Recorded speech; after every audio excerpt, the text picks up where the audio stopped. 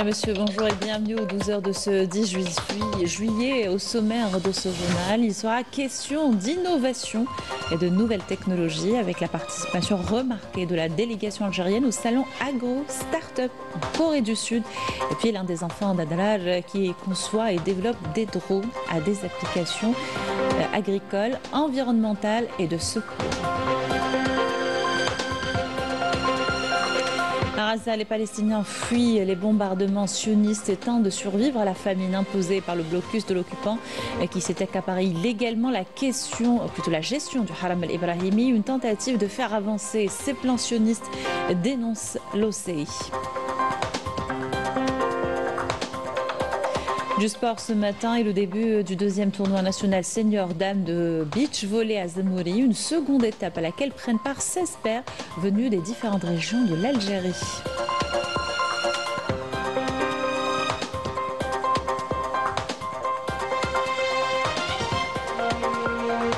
Et puis l'ouverture de la 7e édition du Festival international Algérie. Humoristes algériens et étrangers ont séduit le public nombreux de l'Opéra d'Alger lors d'une soirée inaugurale très réussie.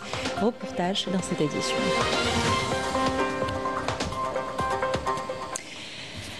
Bienvenue à tous, heureuse de vous retrouver. Avant de développer ces titres, la Banque d'Algérie annonce l'entrée en vigueur des nouveaux taux de droit de change pour voyages à l'étranger le 20 juillet, soit dimanche prochain. Appliqué conformément à la décision du président de la République, Al-Majid Tebboune, l'instruction a été signée hier et fixe le droit annuel de change à l'étranger à 750 € ou équivalent en devises librement convertibles pour les personnes âgées de 19 ans et plus et 300 € pour les personnes âgées entre 12 et moins de 19 ans, dans la limite de 2 enfants par famille.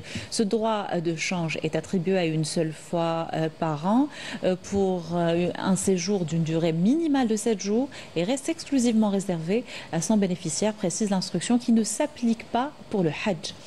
Le montant dinar calculé selon le cours de change manuel de vente du jour de l'opération doit être réglé au plus tard 3 jours ouvrés avant la date du voyage auprès des agences bancaires ou des succursales de la Banque d'Algérie.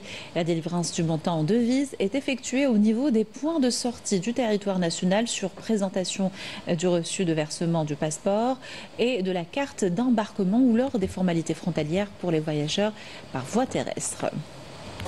Clôture à Alger de la 44e Assemblée Générale de la Banque de Développement Shelter Afrique, tenue à Alger justement. Les participants appellent à s'inspirer de l'expérience algérienne dans le domaine du logement, notamment dans l'utilisation des matériaux de construction locaux et la diversification des mécanismes de financement, des axes discutés durant les 3 jours de travaux.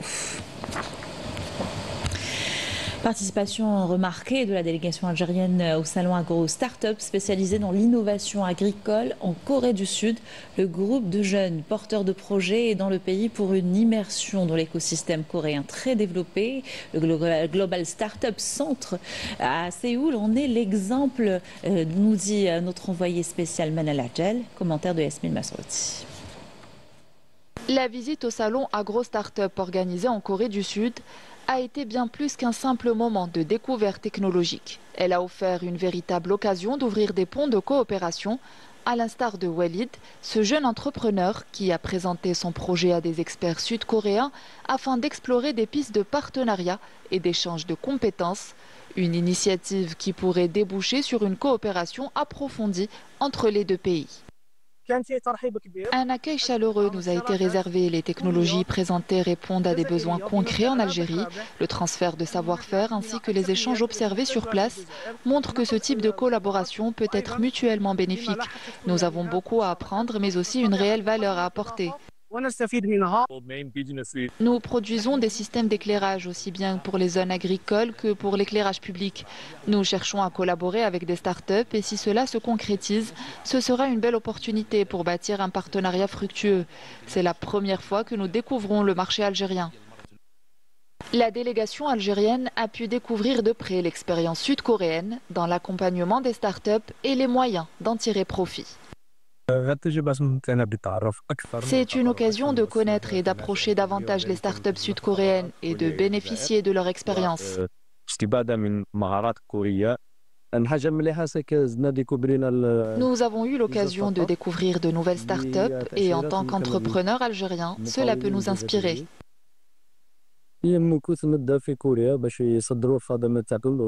J'ai appris que l'Algérie regorge de nombreuses startups technologiques qui sont en plein essor. J'espère sincèrement que certaines d'entre elles envisageront de pénétrer le marché sud-coréen et de devenir ainsi un exemple de réussite. La délégation algérienne a porté un intérêt concret à l'expérience sud-coréenne dans le secteur de l'entrepreneuriat. Des échanges ont permis d'identifier des pistes de coopération et de transfert de savoir-faire. Séoul reste l'un des hubs technologiques les plus avancés au monde. Et à propos d'innovation, la jeunesse algérienne n'est pas en reste. Adel Belarbi est l'un des enfants d'Adarar qui sait utiliser les nouvelles technologies. Il conçoit entre autres et développe des drones à des applications agricoles, environnementales et de secours. Fatima Zahra Ben Farjallah, Rina Lorari. Entrepreneur et innovateur engagé, Adel Mohamed Belarbi utilise la technologie pour répondre aux besoins du terrain.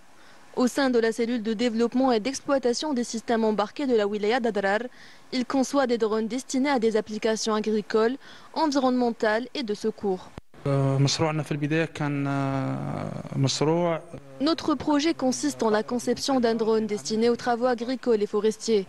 Il est conçu pour effectuer des opérations de prise de vue, d'inventaire, de recensement et de géolocalisation. De plus, c'est un drone de levage et de largage capable de transporter une charge. C'est un drone de levage et de largage. Un travail qu'il mène grâce au soutien matériel et technique de l'université d'Adrar, lui offrant un cadre propice à la conception et l'expérimentation de ses prototypes. L'université d'Adarar nous a sollicité pour la création d'un drone. Leur accompagnement nous a permis de créer une entreprise mixte et nous espérons que cette collaboration ouvrira la voie à des débouchés concrets sur le marché.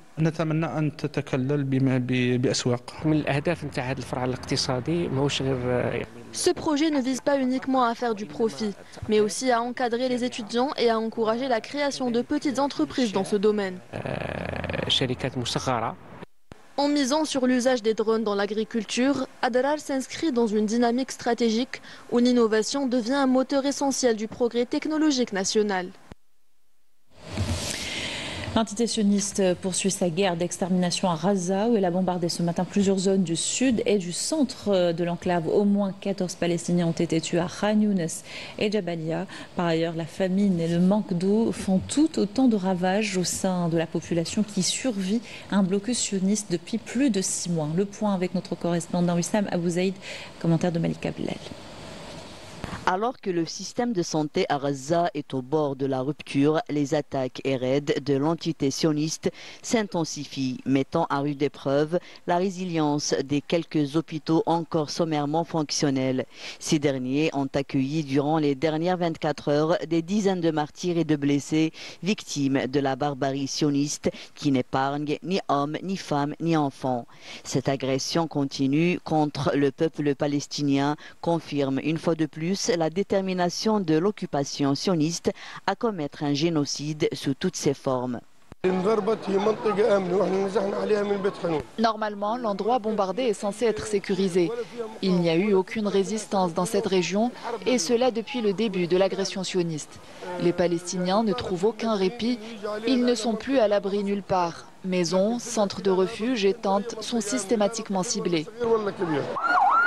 Hommes, femmes et enfants meurent en martyrs quotidiennement faute de matériel médical, de médicaments et de vivres. Les équipes médicales ne sont plus en mesure de répondre aux besoins les plus élémentaires de la population palestinienne. Selon l'UNRWA, près de 60% des fournitures médicales essentielles sont aujourd'hui en rupture de stock en raison du blocus sioniste. Les traitements contre l'hypertension, les infections, les maladies parasitaires, les affections oculaires ou cutanées ainsi que les antibiotiques pour adultes sont devenus inaccessibles. Malgré cela, les équipes de secours et les personnels médicaux poursuivent leur travail et leur mission, s'engageant dans une véritable course contre la montre pour sauver des vies tout en intervenant dans plusieurs zones touchées de la bande de Gaza. Comme tout le monde le sait, environ 80% des capacités de secours et d'urgence ont été détruites. Nous travaillons actuellement avec des moyens très limités. Nous utilisons des véhicules délabrés. Cependant, nous continuons à les faire fonctionner dans cette situation complexe et difficile, en assurant leur maintenance autant que possible pour que les opérations de secours et de sauvetage ne s'arrêtent pas. Toujours décidés à continuer leur massacre, les avions de la mort de l'entité sioniste survolent les différentes régions de l'enclave palestinienne, s'apprêtant à commettre de nouveaux raids meurtriers. L'OCI condamne la décision de l'occupation sioniste de s'accaparer la gestion et de la supervision du Haram al-Ibrahimi en la retirant au ministère palestinien des Waqf et des affaires religieuses. L'organisation de la coopération islamique qualifie cette mesure de violation flagrante des résolutions internationales. Elle met en garde contre la gravité de ces mesures illégales qui s'inscrivent dans le cadre des tentatives de l'occupation sioniste de modifier le statut historique, juridique et religieux des lieux saints islamiques dans les territoires palestiniens occupés et de faire avancer ces plans sionistes.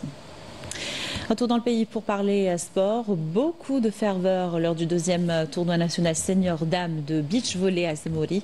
Une seconde étape à laquelle prennent part 16 paires venues des différentes régions de l'Algérie. Un événement organisé par la Ligue de volleyball de Boumoudes. Reportage de Ramzi Mohamdi.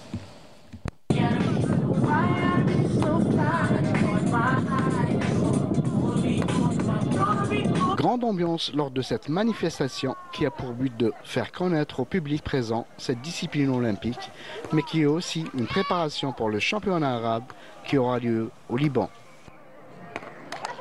Ce tournoi s'inscrit dans un circuit national de beach volley. Nous avons inscrit 5 tournois en dames et 10 en garçons. J'espère, Inch'Allah, qu'on va les réaliser. Et dans chaque tournoi, on a intégré l'équipe nationale de beach. L'importance, je dis de toute façon, le beach volley, c'est un sport olympique tout d'abord. Donc, il y a une médaille olympique qui se joue, il y a les championnats d'Afrique. Dans les championnats arabes aussi. Déjà, le fait de promouvoir le beach volley féminin, c'est une bonne chose pour l'Algérie parce que c'est une nouvelle chose qui est en voie de développement et je trouve que ça avance beaucoup avec de jeunes filles très talentueuses. Et l'organisation du tournoi est vraiment super bien faite. L'endroit est hyper bien pour le tournoi et j'espère que le beach volley féminin continuera de progresser et je suis sûre qu'il le sera. La compétition qui s'est jouée en 2 sets gagnants et un tie-break en cas d'égalité a vu la domination des filles de la sélection nationale où 3 paires sur les 4 engagées ont atteint le dernier carré. Je volley معروف من بكري في الجزائر ومن بعد طفى quelques années وهذو السنين راهم عاودوا الفيدرالي تاعنا عاود تحيات هذا السبور.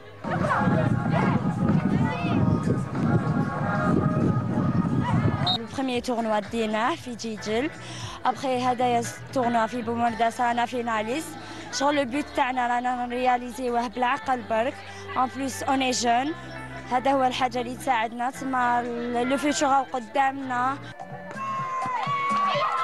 La surprise est venue quant à elle de la jeune paire du club de Kazam Mohamedia, Lina Boumerdès et Anaïs Yalaoui, qui se sont adjugées la 3e place du tournoi en battant le duo de l'équipe nationale, Chahla Belmokhtar et Amina Amrani.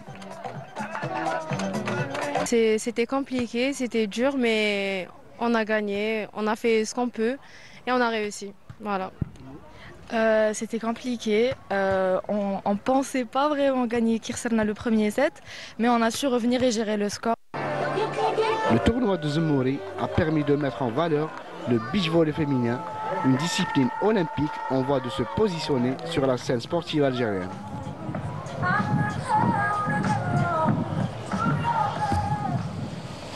Et on va dans une autre ville côtière, à Béjaïa, Imagoureya précisément, une 50aine d'enfants de la communauté algérienne établie à l'étranger ont pris résidence dans les camps de vacances et toute la région. Un programme riche leur a été préparé, une façon de leur faire connaître leur pays d'origine dans un cadre agréable. Azouz Houari, Yanissa Edouikras. Cet été, des milliers d'enfants établis à l'étranger retrouvent leur terre d'origine dans le cadre de l'initiative du président de la République visant à renforcer les liens avec la communauté algérienne vivant sous d'autres cieux. L'Algérie, c'est un pays très magnifique. Il y a des très belles choses à visiter. Les vacances là, c'était la première et je m'attends encore à plus. C'est une ville que j'ai pas vue et je vais apprendre plein de choses. Et les colonies, faut pas les rater. Un grand merci à la mosquée de Paris, à notre président Tebboune, au ministère algérien. Ça fait depuis 4 ans qu'ils organisent les colonies et franchement c'est tout le temps une réussite. Alhamdoulilah, on a été accueillis comme des princes. Un accueil chaleureux a été réservé à ces jeunes venus découvrir ou redécouvrir les richesses de leur pays d'origine et surtout renforcer leur attachement à leur identité. Depuis 4 ans, l'État algérien œuvre à travers l'organisation de camps de vacances à consolider les liens entre la mère patrie et la diaspora. C'était bien, l'eau elle est chaude, la plage elle est propre. Merci président Tebboune, il nous a fait ce voyage pour s'amuser tout ça avec la colonie. Et surtout on est très reconnaissants d'être accueillis de cette manière-là. C'est avec fierté et émotion que nous avons accueilli un grand nombre de nos concitoyens issus de la communauté algérienne établie à l'étranger. Cette initiative a reflété l'engagement constant de l'État algérien à renforcer les liens entre la diaspora et la patrie, en particulier auprès des jeunes générations, afin de raviver en eux le sentiment d'appartenance et la fierté de leur identité nationale. Un riche programme culturel et éducatif a été concocté au profit de ces enfants pour leur permettre de passer des vacances inoubliables. Du rire pour terminer, ouverture de la 7e édition du Festival international Alger Rire hier à l'Opéra d'Alger, sous le signe du Desert Spirit. Et c'est cet esprit-là que les humoristes algériens et étrangers ont justement tenté d'incarner devant un public conquis. Une soirée inaugurale très réussie, comme vous allez le voir dans le reportage de Maïssa Le Bouhla. Vous êtes beaucoup, c'est incroyable. On sent qu'on est à l'Opéra d'Alger. Vous avez vu cette salle magnifique? Ouais, je vois que tout le monde a fait un effort vestimentaire. Vous avez sorti les habits du Aïd. Hein. Machallah, vous êtes beaux, vous êtes beaux. Algérie, ce n'est que la première soirée de la 7e édition du Festival d'Alger Rire. Le spectacle d'ouverture qui s'est tenu à l'Opéra d'Alger a réuni une dizaine de comédiens, dans l'incontournable Abdelkader Secteur, ainsi que d'autres personnalités, comme Farid Chamar, Marwan Belazar et Mouad Benasser.